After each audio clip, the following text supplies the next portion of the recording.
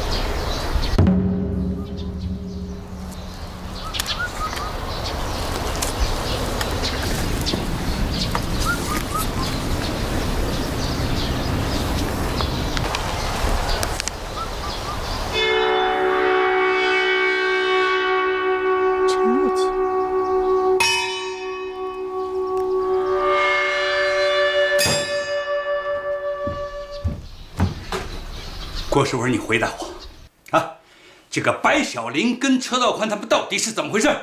白小玲怎么了？我听信了你的一面之词，你知道吗？白小玲给车道宽上坟去了，这不是划不清界限又是什么？不是，你说什么？是他去划清界限。你再说一遍。他要划清界限。包庇！你包庇他是不是？张政委，我和白小玲要结婚，他去道别，以后不会再去。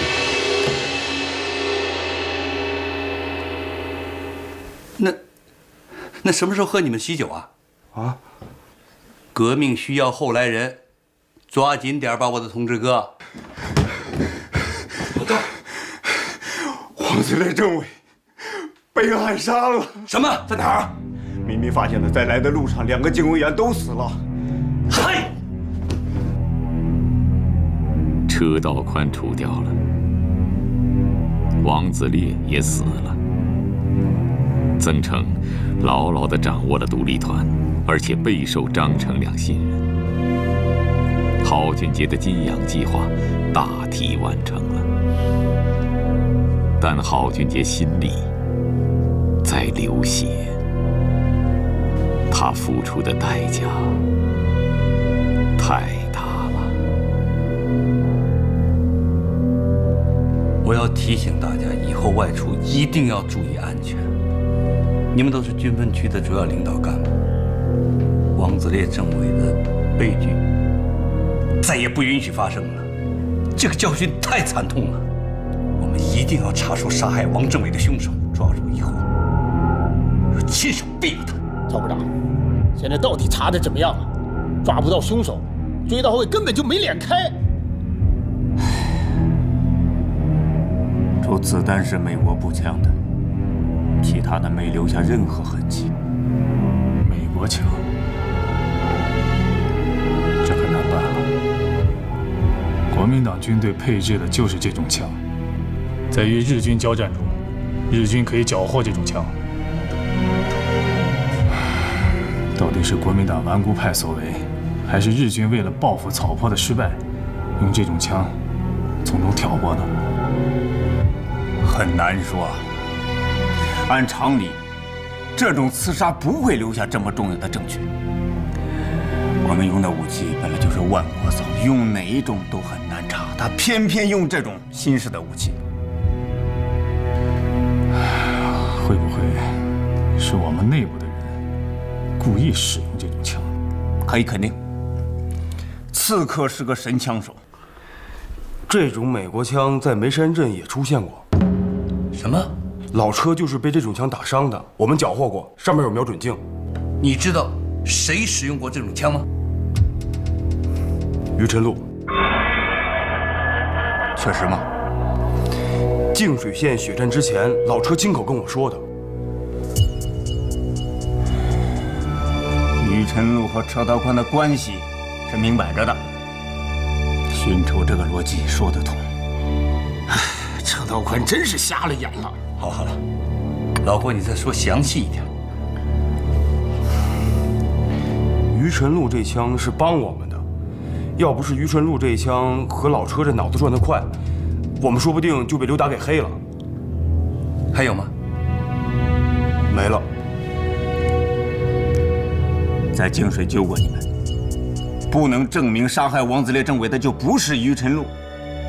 左玉坤在口供里交代，于晨露是郝俊杰的养女，这后面会不会有顽固派给撑腰？可我们拿不出有力的证据，我们就没有办法控告他们。唉，这真是难办了。到底是于晨露寻仇，还是日本鬼子挑拨？目前都无法确定，因为这两种可能都存在。寻仇倒简单了。老曾分析的对呀，我们要把问题估计得更严重一点，大家一定要加强自身的保卫。是。老曹和老郭，现在已经很晚了，今天晚上呢就在军区凑合一宿，明天一早天亮以后再走。是。郭主任，听张政委说你和白小玲好了，什么时候办喜事？赵部长，王政委头七还没过了，你跟我说这事儿？这是我的职责，对每一个干部战士的思想活动，我必须清楚。张政委，你干脆撤了我吧！老郭，你给我住嘴！现在叫我和白小玲结婚，我这心里过不去。再说了，战士们会怎么想？政委，王子烈政委在独立团的威信很高，你让郭守文现在结婚，今后他怎么带独立团的兵啊？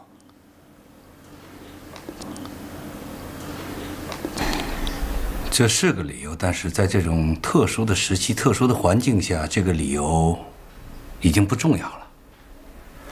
我们要在根据地扎根，我们需要革命的后代。我问大家，哪天不出事？我们每天战斗，我们身边的战友不断的牺牲，难道我们就不结婚生子了？不是我们不珍爱我们战友间的情谊，是因为这个生存的环境太恶劣了。不光你郭世文，凡是能够结婚的、符合结婚条件的，都要结婚。孩子的名字就起我们战友的名字，让我们永远记住那些英勇牺牲的同志们。郭世文，你的条件最成熟，从你开始，2个月之内把婚结了。生下的孩子，不论是男孩还是女孩，都叫郭子烈。这是命令。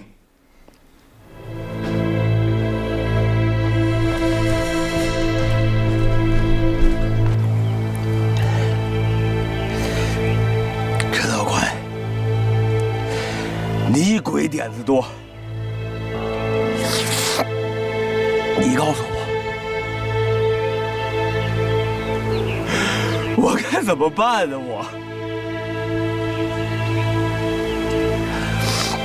你小子说走就走，撂下这么大一摊子让我收拾，我怎么收拾啊？独立团那边刚稳定下来，白小玲给你上坟又出事儿，张政委抓住这件事不放了。他说白小玲革命立场，他没跟你划清界限，我得保护白小玲吧。我就跟张政委撒谎了，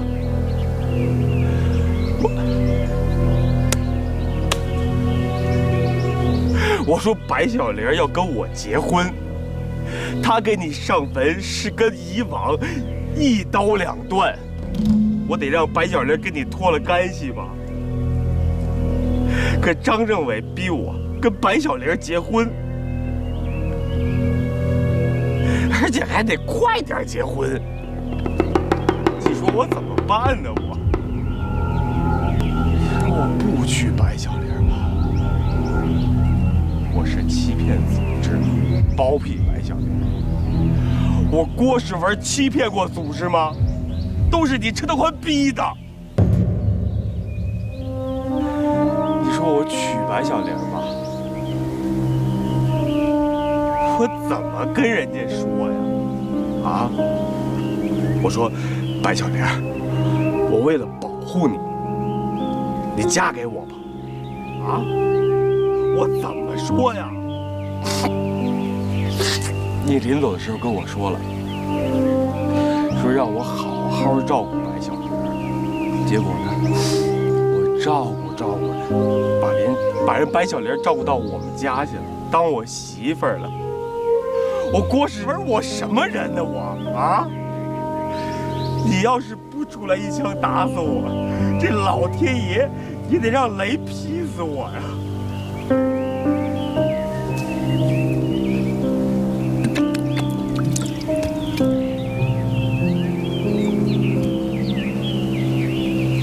你赶快出来一枪打死我吧！我不愿意受这罪了。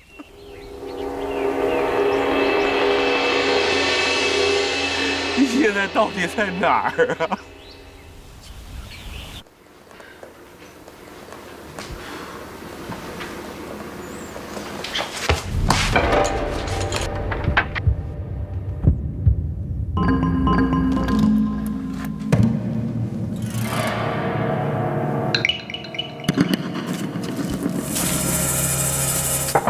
于小姐，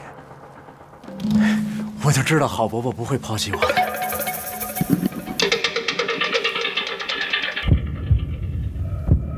吃下去，就30秒，你不会有痛苦。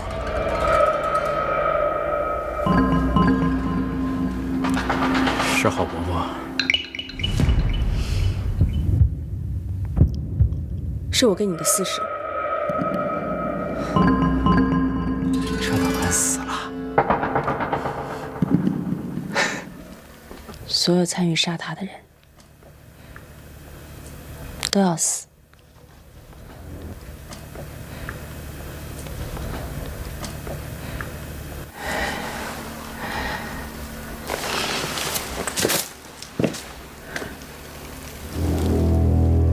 拿着毒药，左玉坤笑了，因为他已经亲身体会到了新四军的顽强和不可战胜。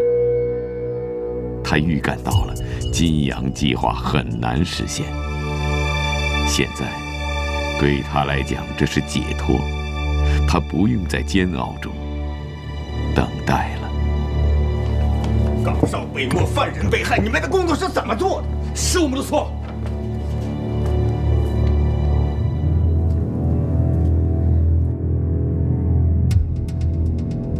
就这么死了？不知道怎么死的。杀人灭口，左玉坤一定有没交代的情况。大烟鬼找到了没有？找，一定要找出来。是。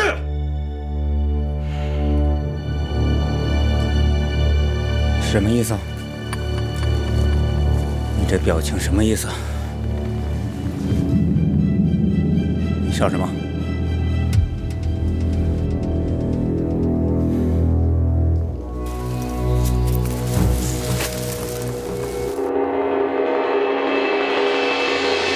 这里来过女人？从来没有过。通知各处岗哨和民兵盘查一切行人，特别是女人，有枪和有奇怪物品的，一律扣留。很可能是于晨路。你马上去通知，我去拿照片。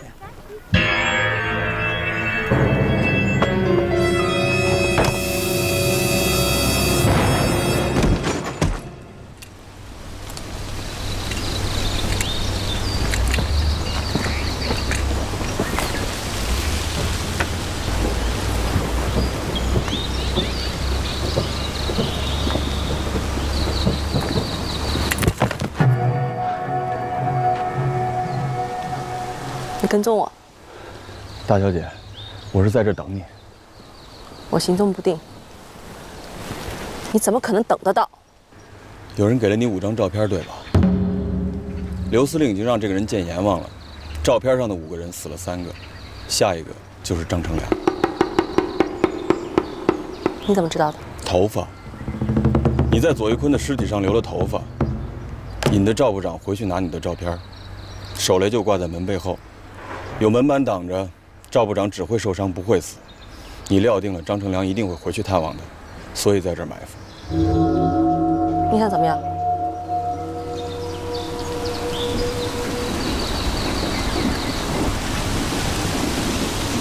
可曾经把我抓回去，到新四军那边去邀功领赏。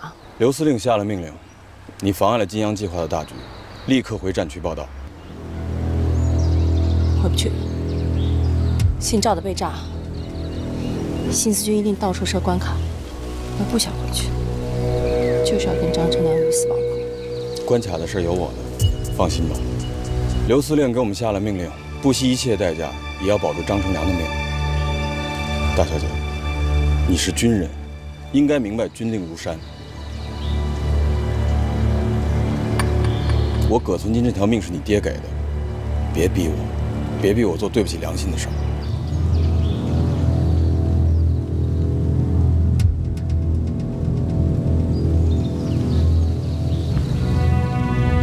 大小姐，我知道，以你的脾气秉性，我拦不住你，我也不是来拦你的。我只希望你好好想一想，金阳计划进行到今天，死了多少弟兄？如果你父亲还活着，他和郝长官都希望看见金阳计划成功。金阳计划成功的那一天，就是江南新四军灰飞烟灭的时候。等到了那一天，你家2代的仇都报了。大局为重。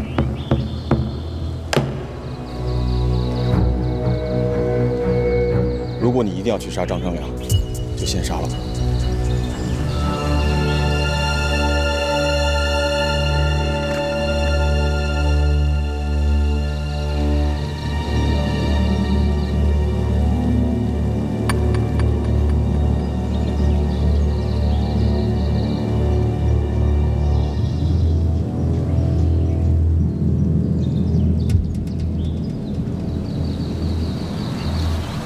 跟你走。走啊！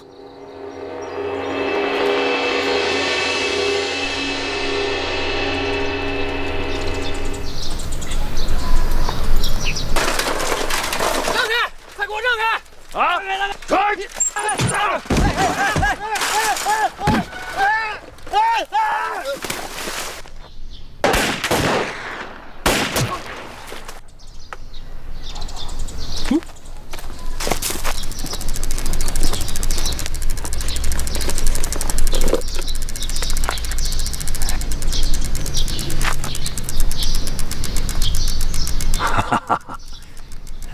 汉奸装备都这么好，太意外了，谢谢啊！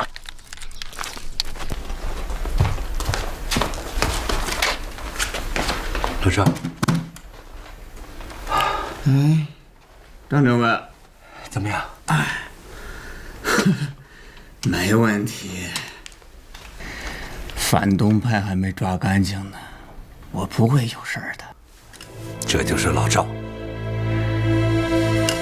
我专门给你炖的鸡汤，赶紧喝了它。等养好了伤，抓反动派去。你怎么擅自离开部队啊？你带了多少警卫啊？放心吧，老赵，我带了1个班。不亲自看看你，我是心里放不下。早点回去，你万万不能再出事儿了。王自烈政委的被害，我已经是事实了。你要是再出点什么事，你让我怎么活呀？老赵，千万不要再自责了。我们新四军不就是这样吗？掩埋了自己同志的尸体，擦干眼泪继续干的。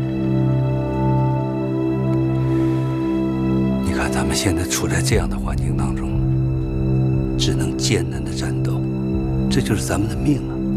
也许明天是我，后天是你，只要咱们活着，就得准备明天的战斗。郭世文的事怎么处理的？结婚，说的不是结婚，我说的是他劫牢反狱。这事怎么就不提了呢？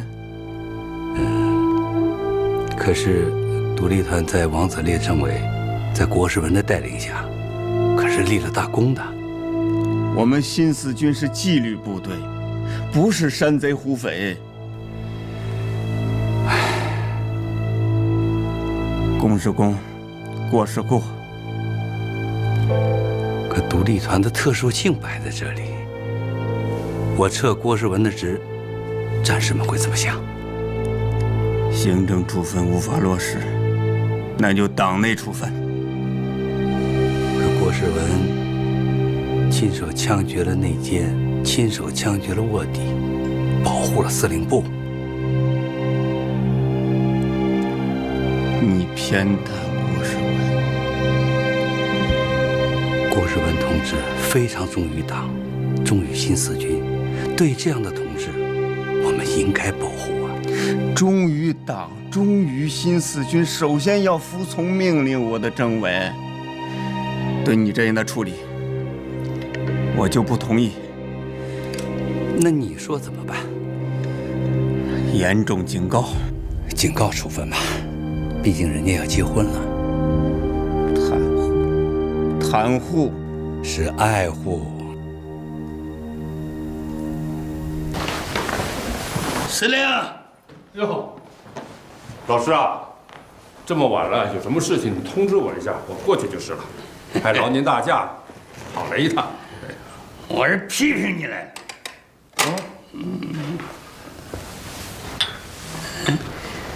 你作为一个战区的指挥官，啊，你要时时注意自己的身体。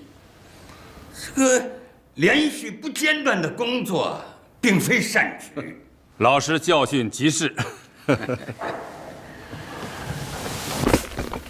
你小我几岁？8岁。你看看你那个头发，啊，你再看看我这个头发。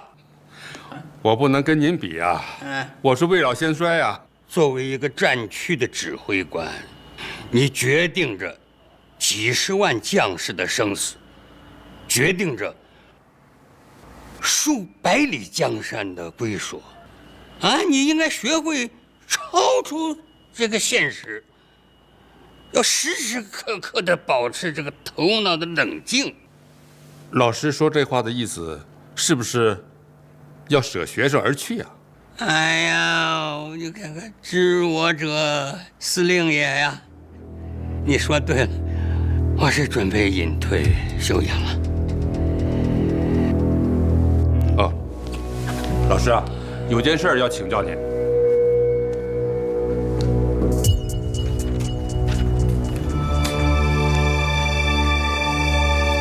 这封电报用的是暗语，其中有3个字“一个人”。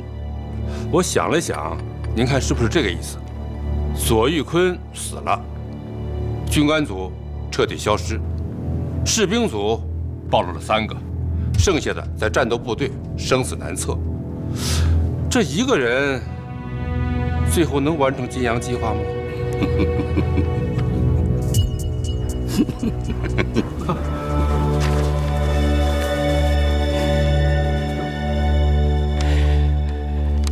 司令，老朽这里请罪。哎呀，老师，您严重了。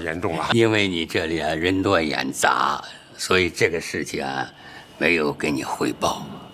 啊，是这样的，这个一个人是个代号，啊，是曾诚领导的一个小组。这个小组一共呢12个人，其他的呀都是为了蒙蔽新四军，掩护他们而设立的。目前呢，这个小组在新四军那边呢，基本上稳定了。哎，草坡一战，我就更放心了。哎，但是我这一走，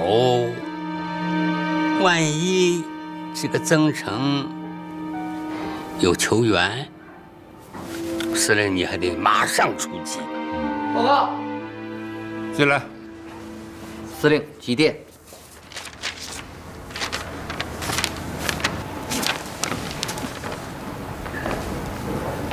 见了鬼了！车道宽没死，见了鬼了。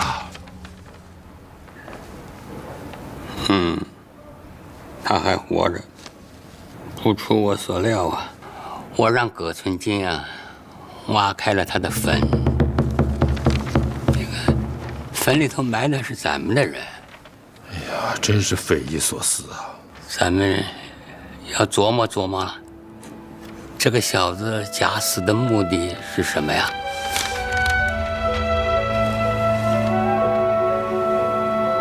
金阳计划。最近一段时间，新四军那边很乱呀。葛存金他们能够安然无恙，说明车道宽没有察觉他们，或者是察觉了，没有去动。那他会做什么？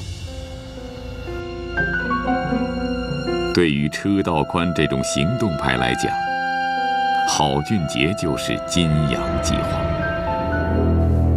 凭着军人的直觉，郝俊杰能感觉到车道宽逼近的脚步，但郝俊杰不服输。你车道宽刺过来一枪，他郝俊杰一定会还你一刀。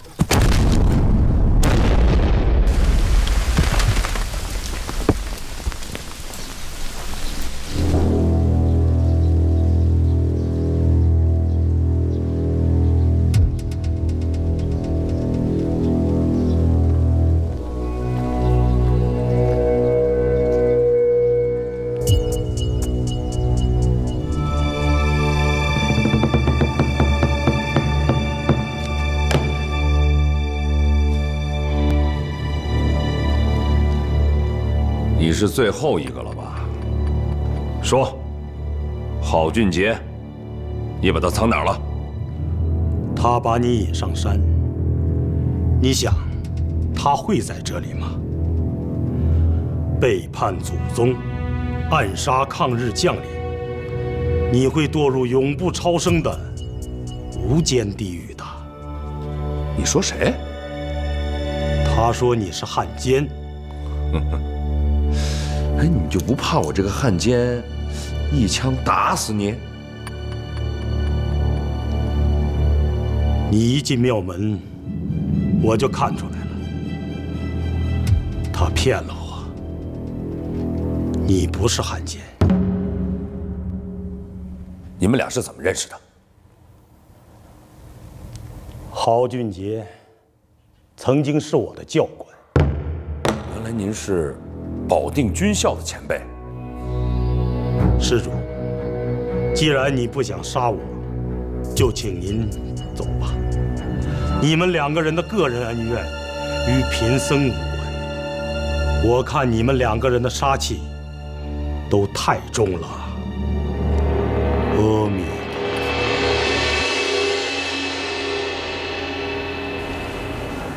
佛。老师。一看你这样，就知道没成功，全体阵亡了。勘察的人回来说，车道宽是有备而来，里外2层的埋伏啊，结果还是被他埋伏了。这小子的脚印儿没有一个留在地上，全在草上。他是个猎人。最早用木棍戳死那个冷子兴的，也就是他。那个发印和尚怎么说呀？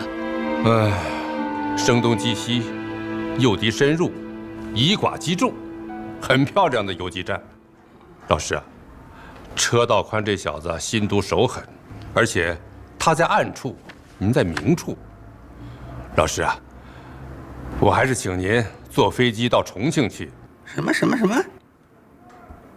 笑话你让我逃跑啊？老师，还是以大局为重吧。重庆方面千山万水，各种军事力量犬牙交错，车道宽这小子不会不知道。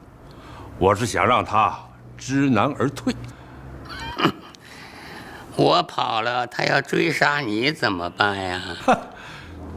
我是国军的司令长官，能把我怎么样？绑我的票？如果那样的话，就不是战区的事了，就是国共两党之间的问题了。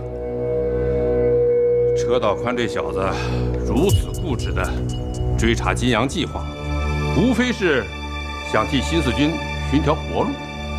这小子既然有这个心思，他就不敢把我怎么样。老师，去重庆吧，这是命令。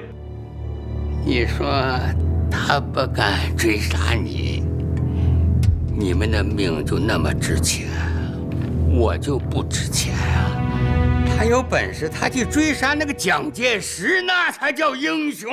哎，我去重庆，我这个隐退休养的计划也不是因为他而变呐！啊，我恨呐！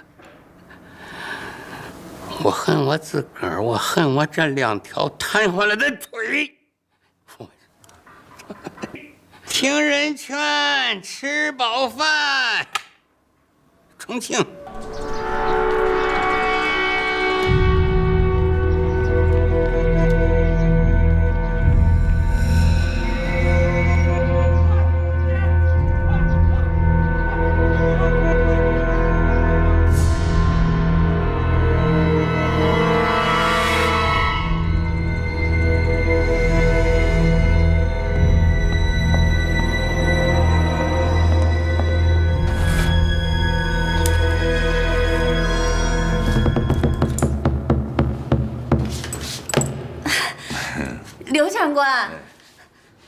刘长官，你又负伤了？没有，我是到这儿来疗养的，顺便看一眼郝将军。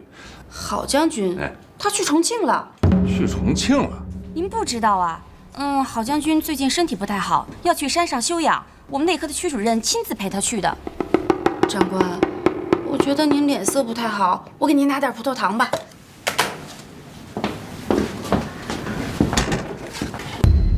郝俊杰去了重庆，他选择了退却，但退却并不意味着失败。郝俊杰这招一出，车道宽立即失去了目标，他只好回过头来去监视葛存金。口令，上阵，回令，到底。有什么情况吗？一切正常。以后站岗的时候找个隐蔽点的地方啊。是。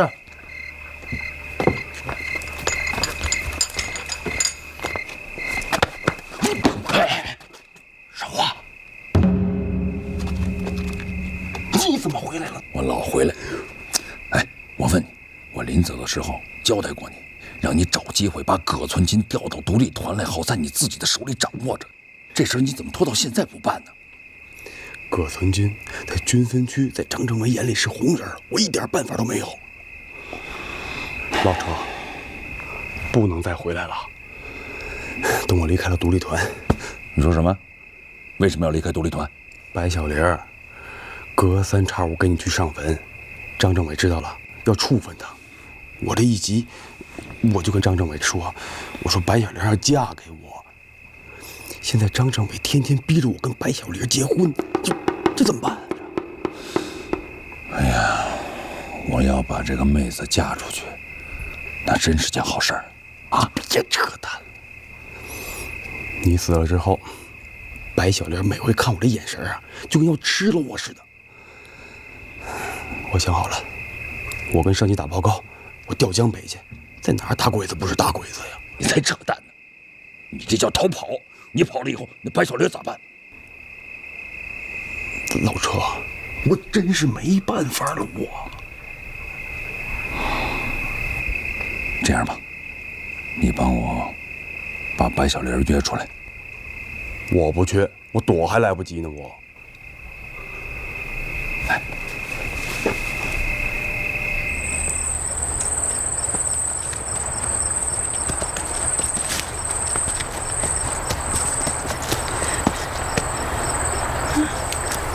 人呢？应该来了，待着，别动啊！我去找找。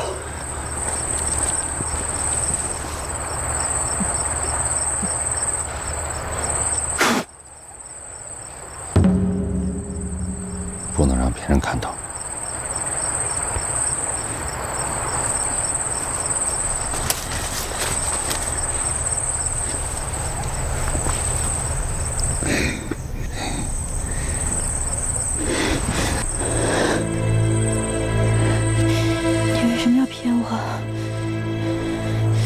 为什么不早点告诉我你还活着？你知道我在你坟前哭过多少回吗？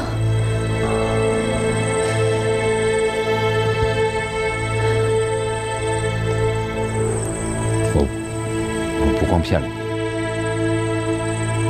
我把所有人都给骗了。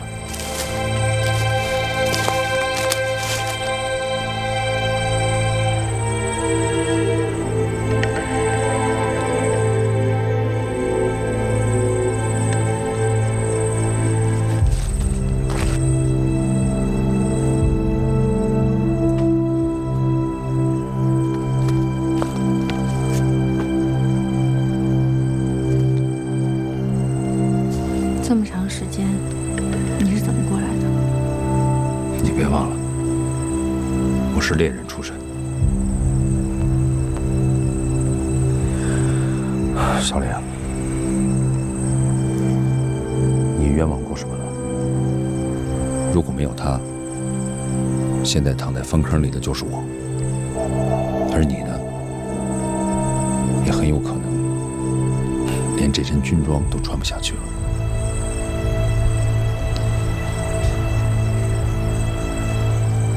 你知道他们催着我和郭世文结婚的事儿吗？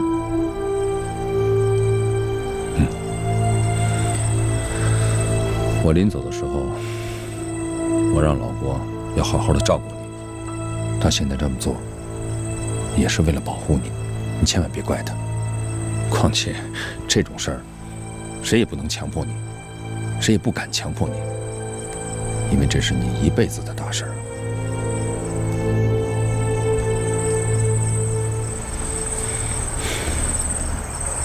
你还记得在去31团之前和我说过的话吗？什么？你说，总有一天我要把你嫁出去，我才放心。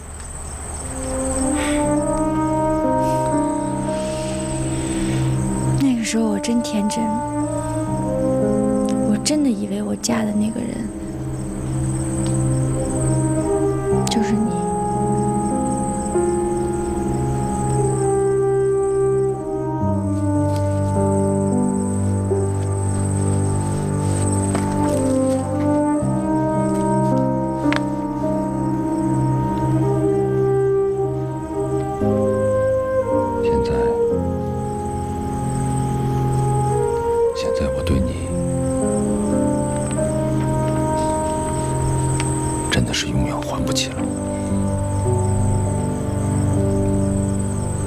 别再为我担心了，我答应你，我一定会好好的活下去，我也会让你永远的把这颗心放下来。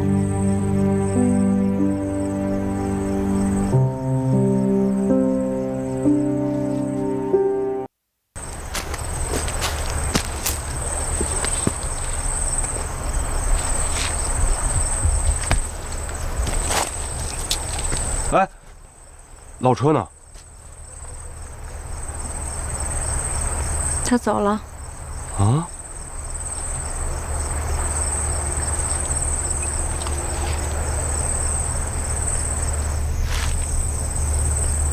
还疼吗？啊？哦，不疼了。哎。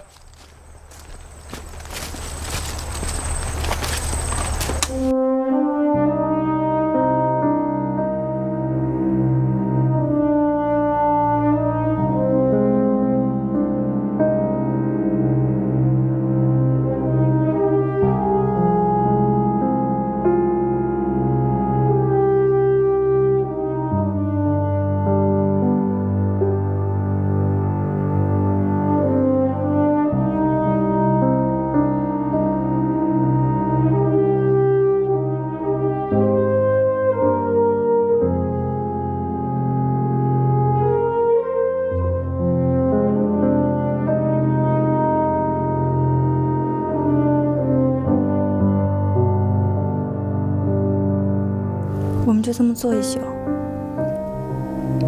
你睡床，我打地铺。打一辈子地铺。打一辈子地铺。我们已经是夫妻了。我配不上你。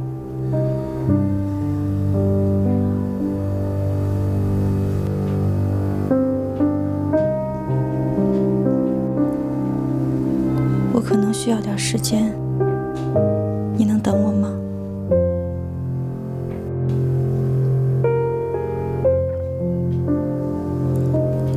委屈你了。以后我还能跟你提老车吗？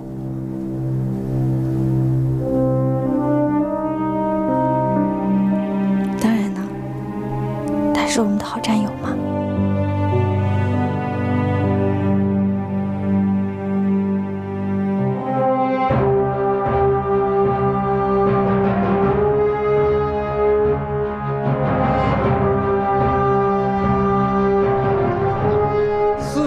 30日，希特勒自杀了，柏林被攻克了。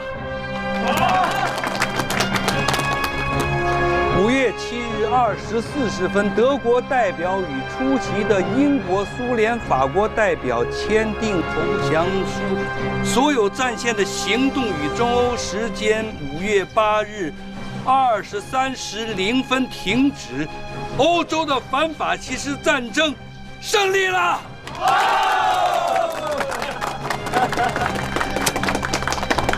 还要告诉同志们一个好消息，方司令员马上就要回来了，他带来了中央的指示和部署，我们对日本鬼子的总反攻马上也要开始了。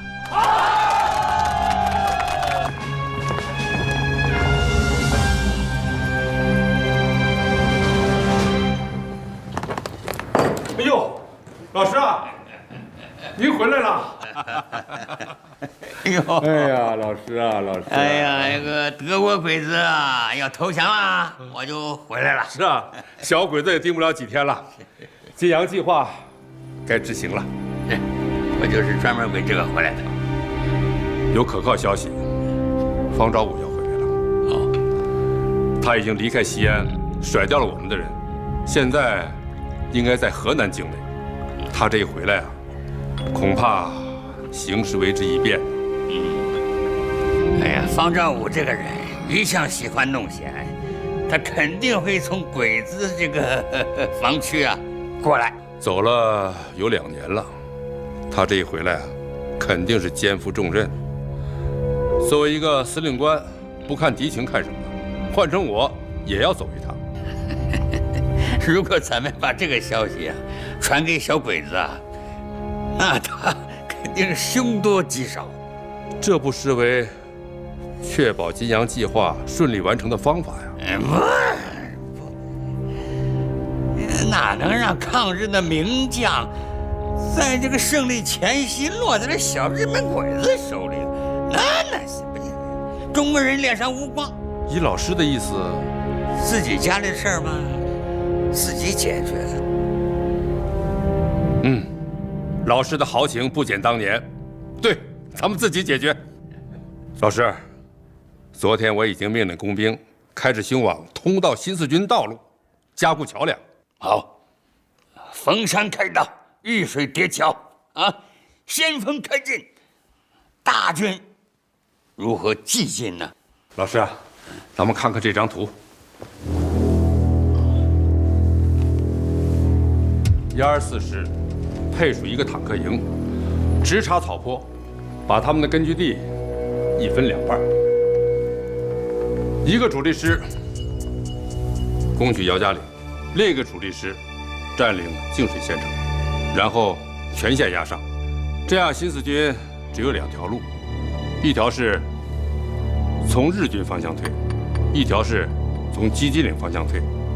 可今年的雨水太大了，鸡鸡岭过不去，新四军2个旅只好被夹在我们和日军之间，他只能从日军方向突围。这样一来，新四军和日军就在金阳地区拼个你死我活，鱼死网破。我们只等金阳计划的最后一步，让新四军打响内战的第1枪。至少从此江南再无新四军。这将意义重大。如果共产党不做出让步，从此爆发内战，那国际国内的舆论必将谴责共产党。到那个时候啊，蒋介石就是去拿下延安，也没人能说出什么来了。日本人已经无力进行大规模的进攻了。内战即使打起来，小鬼子也无能为力了。老师啊，能在2年前看到这个局面的，也只有您了。不是您制定的金阳计划，即使看到今天大好局面，也无能为力，岂不是只能扼腕而叹？你我名为师生，实为知己。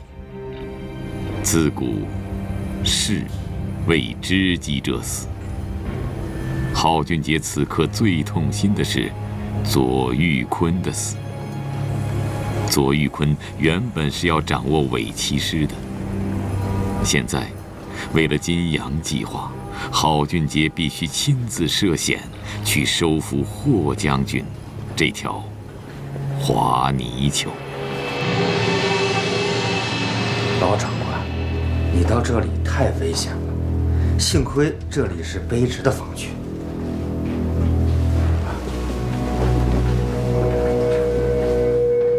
你刚才说什么？这里是你的地盘？你带的部队是老朽花钱组建的吧？那些个营长、团长，哪个是你的嫡系啊？你能指挥得动的，也就是你的警卫部队吧？那些个营长、团长是我提拔上来的，只要我一句话，你马上就能变成一个光杆司令。你的防区啊，这个地盘是小鬼子和国军的缓冲区，只要国军一进攻，4个小时，这儿就会化为灰烬。刀都架在脖子上了，还依然自满自得，岿然不动。你真是个名将啊！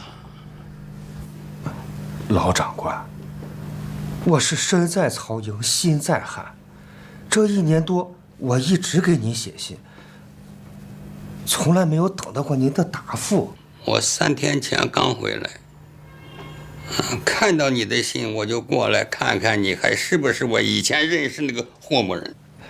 老长官，您不辞劳苦来到这里，下属感激不尽。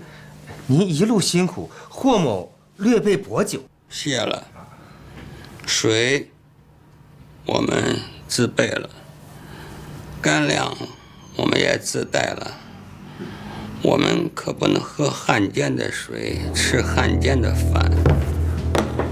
我告诉你啊，眼前呀是个傻子都知道小日本快完蛋了，那些个民族的败类面临的是什么呢？杀头枪毙。怎么样啊？你作何感想啊？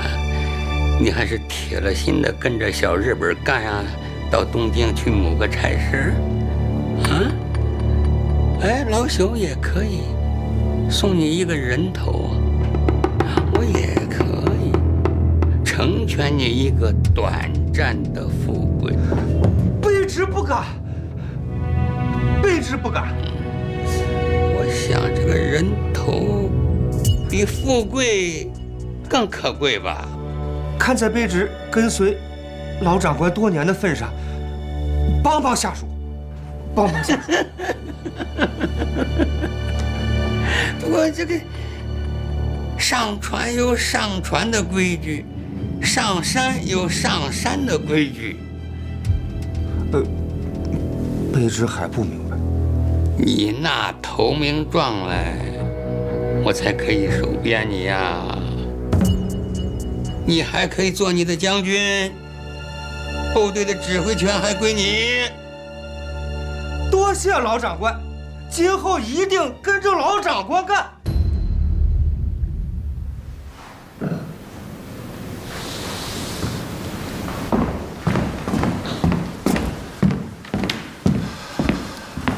郝将军。哎，赵兄，请坐。汪逆伪骑师霍某联合他手下的团营长，要归附中央，这是他们的联名信。好，都按了血手印了吗？这倒没有。哎，赵兄，我这里有9封信，这是伪骑师的这个团长、营长归降信。都是按了血手印的，按了血手印，有伤口为证，有指纹可查，所以这9个人那是真心的。郝将军真是神速啊！回来才几天，进展的这么快。哎呀，不敢当，他们都是我的老部下，我和他们联系已经有半年了，啊，我不要这个霍某做的表面文章，我这就去通知他。哎，告诉他，陈露啊，明天去取。这是不是太急了点儿？要赶在方昭武回来之前。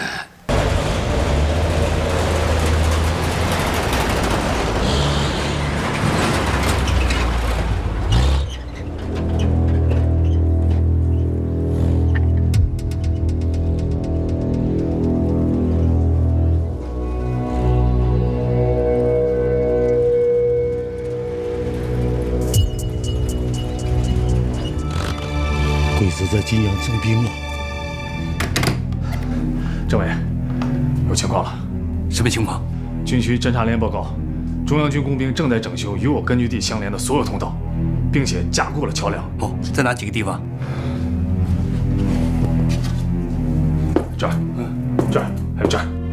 那中央军有没有动静？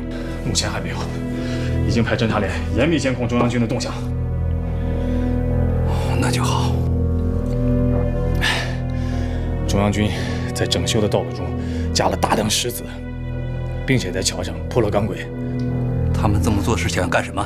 机械行军的要求就是，重炮、坦克、载重汽车都得通过。这些顽固派，抗战刚刚见到一点曙光，他们就要搞摩擦。老曾，我们要针锋相对，部队重新部署。这几个地区可以派部队占据有利地形进行监视。考虑到这几个方向会同时出现敌人，部队的压力会过大。我想根据地应该进行战时动员，尤其是后方的机关要转移。于小姐，是不是不合口味？霍叔叔是山西人，我是广东人。这一桌子的天津菜，今天是请谁呀？疏忽了，老长官以前点过这一样的菜。写文章嘛要有个命题，吃饭总有个目的。霍叔叔很清楚我们今天吃饭的目的吧？最近啊，这日本人频繁召开会议，对我们盯得很紧。你说我这手上出了一道血口子，容易引起日本人的注意，我怕耽误了老先生的大事。我们体谅到您的处境，所以约在饭馆见面。是啊，楠楠，我信都写好了，这是我一个人的。饭馆见面有饭馆见面的好处，大家可以随性一点。是啊，是啊。万一霍叔叔兴致所致，想下厨为侄女做顿鱼呢？鲜鱼嘛，活蹦乱跳的，厨刀割伤手指，再自然不过的事情了。啊，大侄女儿，能不能再商量商量？不瞒大侄女说，这日本关东军尚有100万之众。是大班让我问您的。德国人投降了，苏联人还有600万的军队，他们闲置下来会做什么呢？不打仗了，自然是解甲归田，重建家园。苏联的机械化兵团旨意是在东北。日本人呢？他们做什么？再来一次诺门坎之战。所以霍叔叔的意思是，老长官的意思是必须要血叛。我坚决按老长官的意思办。可是我没有带刀。我带了。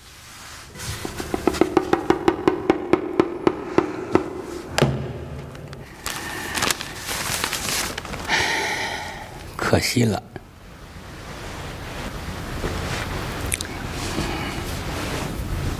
可惜了。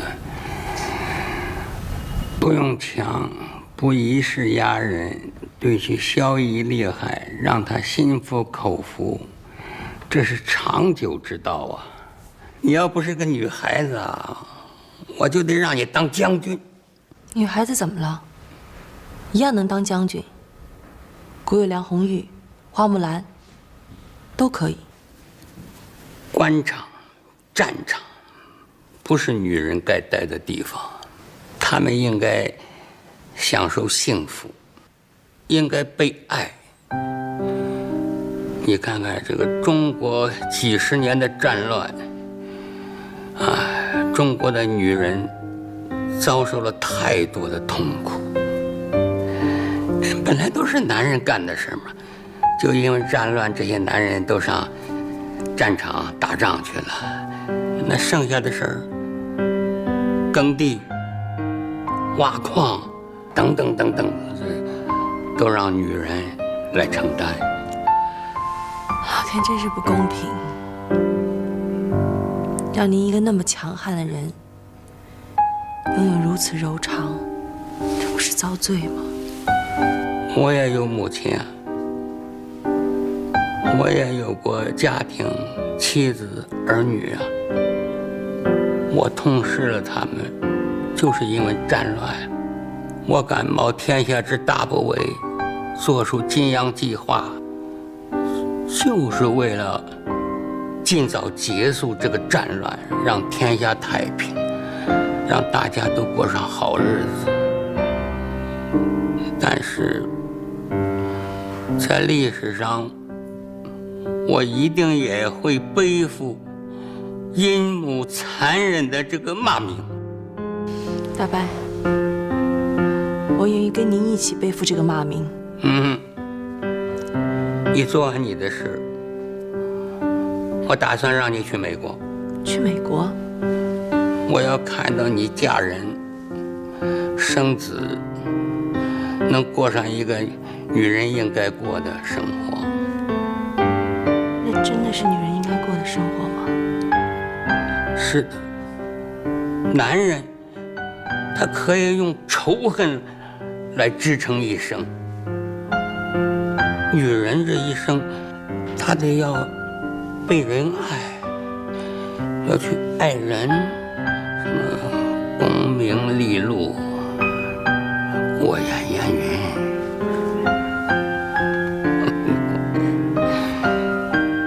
平静一生才是福。我不在乎了。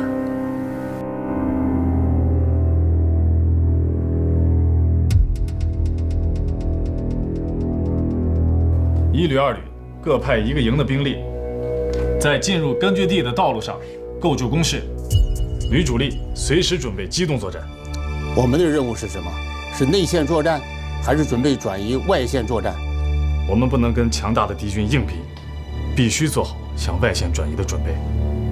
后方机关非战斗人员向山区转移，各部门要做好准备，把能够参加战斗的人员补充到部队。虽然我们现在还不能确定即将发生的战斗是顽固派一方发动的，还是日伪顽的联合进攻，但是我们要做好最坏的打算。大家回去准备一下，后方机关非战斗人员要立即组织转移，马上进山。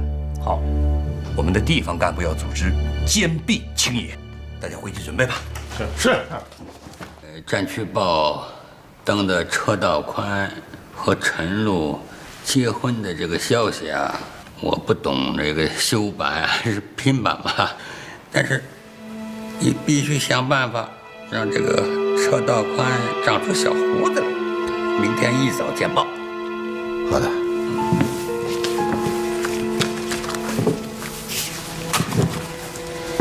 还有这个郭世文，在独立团太碍事儿，处决车道宽就是这个小子干的。他释放了死刑犯，新四军啊自会收拾他。那这个人没死？死了，在这个战区死了。政委，你看，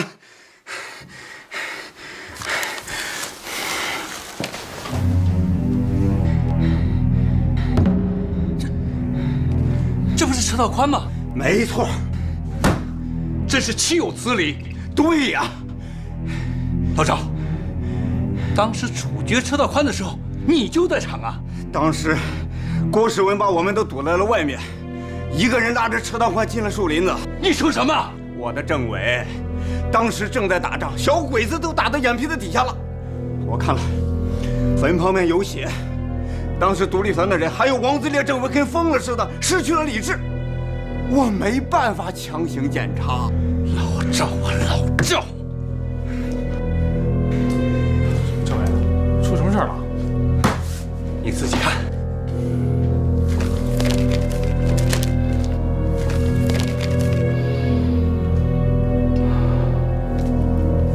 车长官没死啊！如果真出了这样的事情，那性质就太恶劣了。查，要一查到底。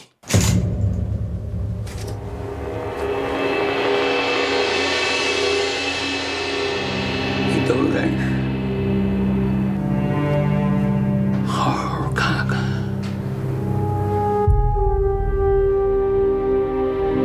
愿死去的超生，愿活着的早日回来。看不了了，看不了了，推开我！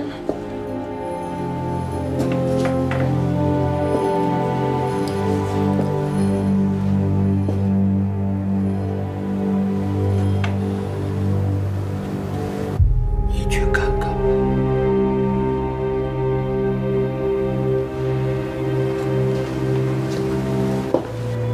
我想他们呐，战争残酷，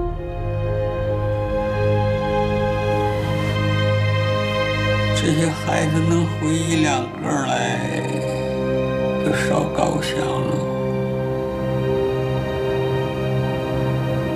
陈露啊，这些人呐，和我和你家呀，都有剪不断的情谊呀。那个曾成。当年如果不是你父亲让我力保他呀，他就被军事法庭给崩了。老孙差点病死在逃荒的路上，你父亲救了他，后来成了你们家的厨子。葛存金是个抓回来的逃兵。抓回来这个逃兵，他妈的！你父亲不但没有收拾他，反而让他当了排长，推荐给我，让我重用他。哎呀，值得重用，值得。索玉坤父子3人，那是我的爱将啊。常连长是你父亲的勤务兵。哎呀，你父亲说他手把手的教他打枪、开炮，还有很多了，都是忠义之人、侠肝义胆的壮士啊。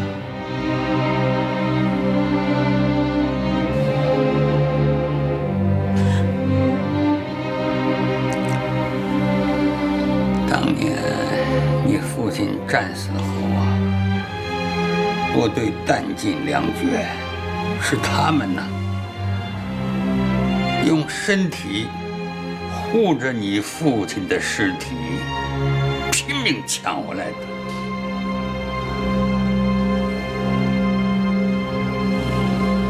日后啊，见到他们，一定要给他们磕头哦。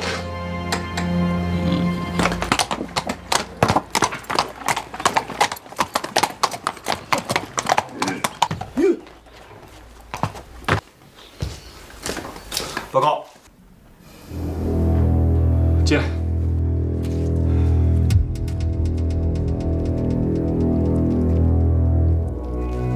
怎么了？方司令回来了。我手给我压起来！是。做什么？我命令你把枪交出来！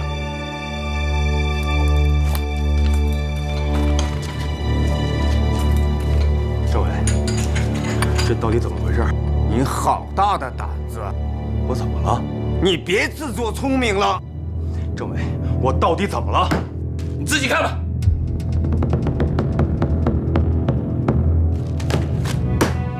这个怎么解释？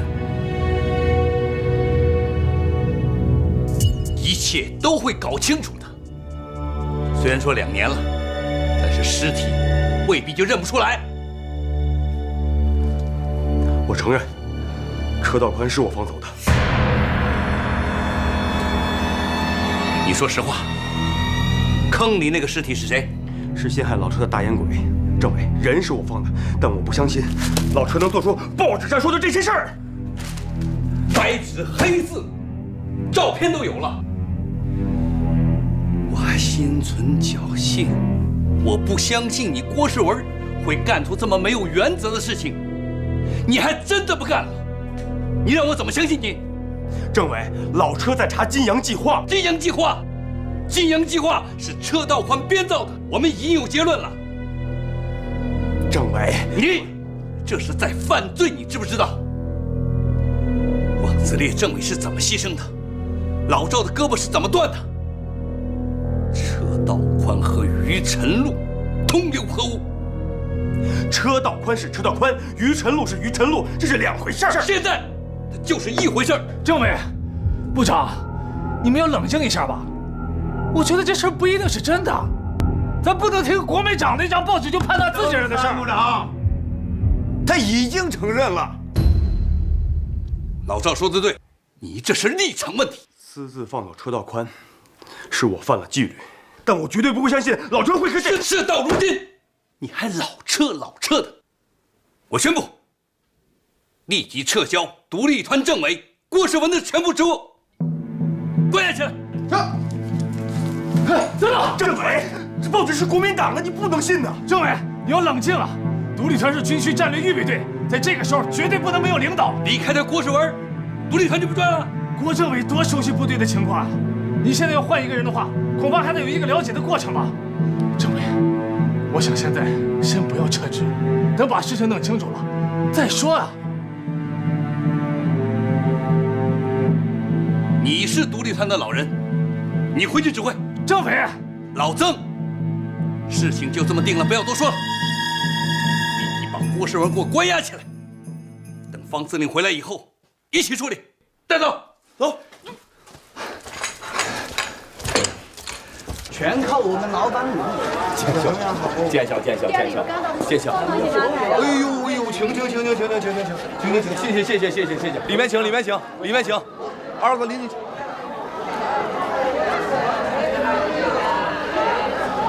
老总，现在不能叫老总，解放区了，咱应该叫老同志。掌柜，进去喝杯茶。挺大啊，还行。屋里，老同志，您请。来。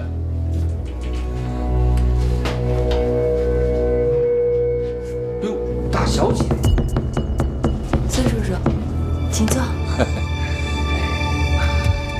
在第7师的时候啊，知道你也在，总想看看你，没什么机会。这一晃啊，又是2、3年了，现在长得更俊了。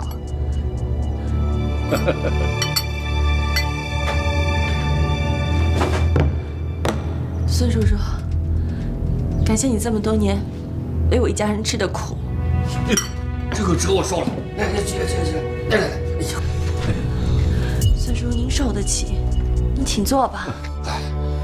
本来啊，我就是受苦人，新四军对我也挺好，也没吃什么苦。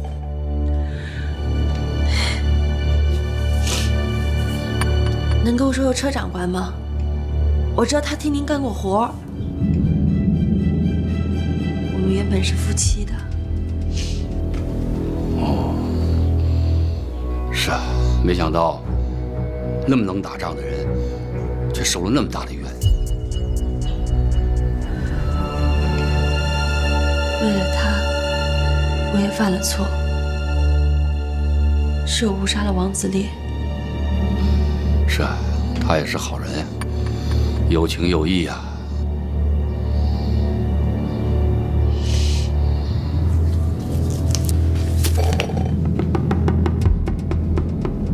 这是什么？蒙汗药。要不是念在新四军里面还有好人的份上，我带来的就是毒药。只要1个小时的时间，就能让他们所有的人睡上2个钟头。什么时候？只要您听到独立团出事的时候，就把这些放到他们的饭菜里。大小姐，你这是干什么呀？拉走独立团。我不能眼睁睁地看着车长官用命换来独立团，毁在新四军手里。不但要受委屈，还要给他们当炮灰。孙叔叔，只要把这些药放进去，2个小时时间，新四军就追不上他们了。这当真是蒙汗药啊？好歹我也不会骗你的。事成之后，会有一个熟人去接应你。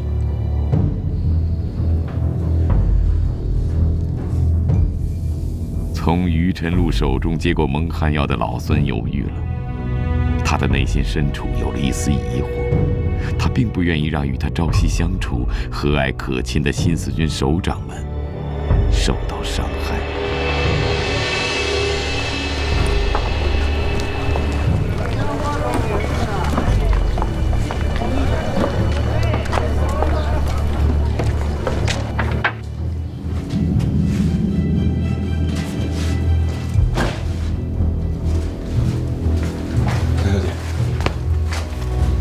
坐。大小姐，郝长官派你亲自来，是要动手了吧？感谢壮士甘冒风险，大班让我替他。大小姐，什么都不用说了，我是自愿的。再说了，我这条命是令尊大人给的，如果没有郝长官和令尊大人一手把我从一个要被枪毙的逃兵提拔起来，我哪有今天？说吧，我的任务是什么？郝将军，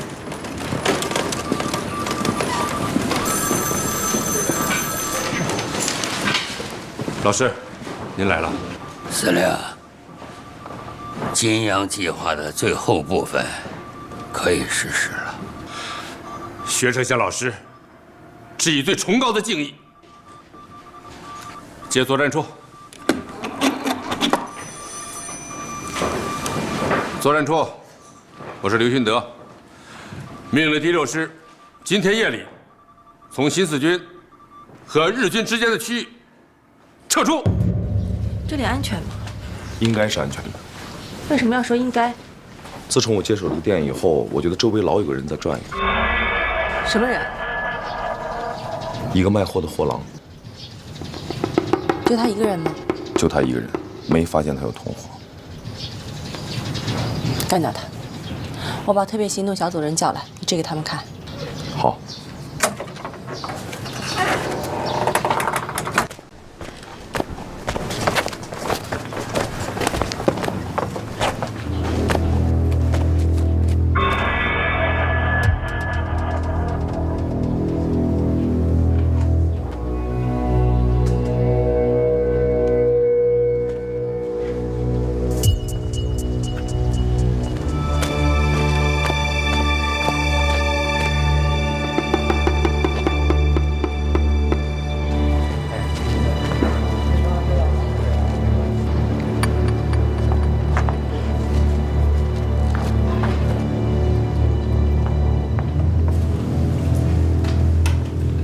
有个货郎跟了我半天了，就在门洞那边。除掉他。老板，来碗面条。好嘞。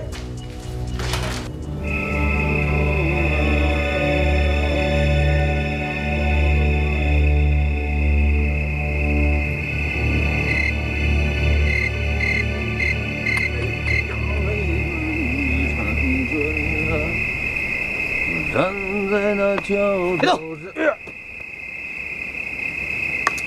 不，兄弟，我这担子里没啥值钱的东西，你要你都拿走。说，你是什么人？这你还看不出来，我就是个卖货的。小心老子一枪崩你！别，你劫财，你劫啥命啊你？为什么盯着出段声？啊？我不想干。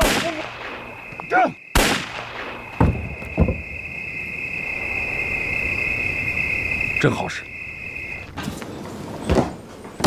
政委啊，后方转移计划做好了。刚刚接的电报，说方司令已经回来了。真的？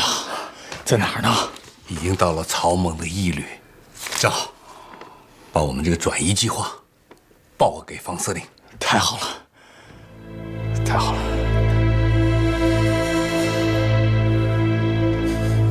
哭，你哭什么呀？我心里憋的，2年了，我连大气都不敢呲。现在真想扇你几个耳光子。我听你说了半天，我问你，你有没有判断呢？你有没有反驳？你有没有主心骨？我们共产党员就是砍头也要说真话。